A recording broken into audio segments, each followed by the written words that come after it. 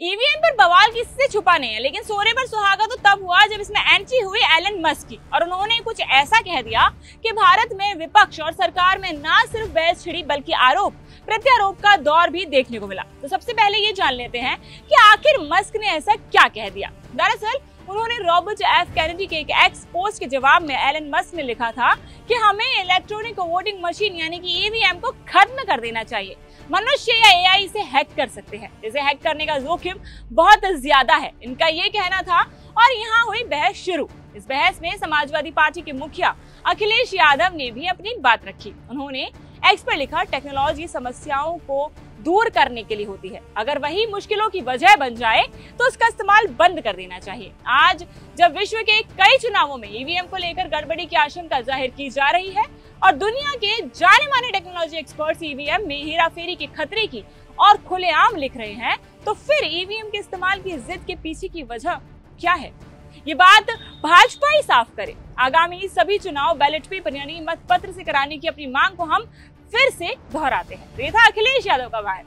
इसके बाद अब राहुल गांधी ने मुंबई की उत्तर पश्चिम सीट पर शिवसेना शिंदे गुट के नेता रविंद्र वाइकर की 48 वोटों से जीत से जुड़ी ईवीएम कंट्रोवर्सी का हवाला देते हुए एक्स पर लिखा, भारत में ईवीएम एक ब्लैक बॉक्स है और किसी को भी उसकी जांच करने की अनुमति नहीं है। हमारी चुनावी प्रक्रिया में पारदर्शिता को लेकर गंभीर चिंताएं जताई जा रही हैं। जब संस्थाओं में जवाबदेही की कमी होती है तो लोकतंत्र एक दिखावा बन जाता है और धोखाधड़ी की संभावना बढ़ जाती है।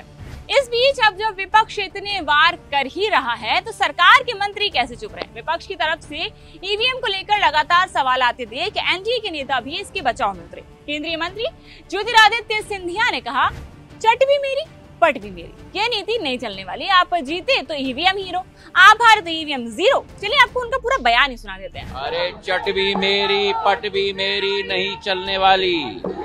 आप जीते तो ईवीएम हीरो और आप हारे तो ईवीएम जीरो। ये नीति कांग्रेस की जान चुकी है और इसलिए देश की जनता ने तीसरी बार प्रधानमंत्री नरेंद्र मोदी जी की सरकार पूर्ण बहुमत के साथ बनाई है।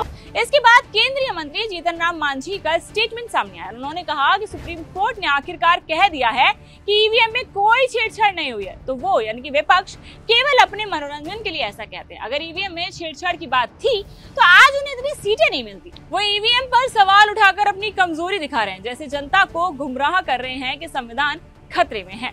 तो ये तो हुए पक्ष विपक्ष के तर्क। इस पर आपकी क्या राय है हमें कमेंट सेक्शन में जरूर बताएं और ऐसी ही तमाम अपडेट्स और खबरों के लिए जुड़े रहें इंडिया टीवी के साथ।